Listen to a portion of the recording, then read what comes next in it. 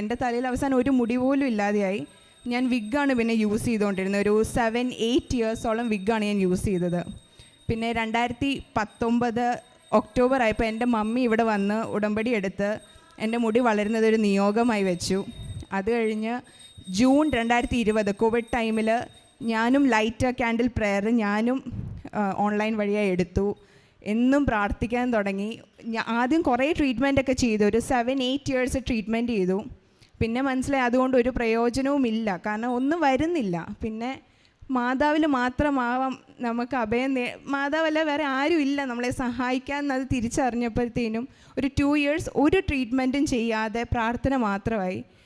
June 2020 light candle prayer നടത്തിയ ഞാൻ മാതാവിൻ്റെ ജന്മ തിരുനാളിൻ്റെ അന്ന് 3 മാസം കഴിഞ്ഞപ്പോൾ എനിക്കെൻ്റെ മുടി തിരിച്ചു വന്നു. 10 കൊല്ലം മുടിയില്ലാതെ എനിക്ക് 3 മാസം കൊണ്ട് എൻ്റെ മാതാവ് എനിക്ക് മുടി തിരിച്ചു തന്നു.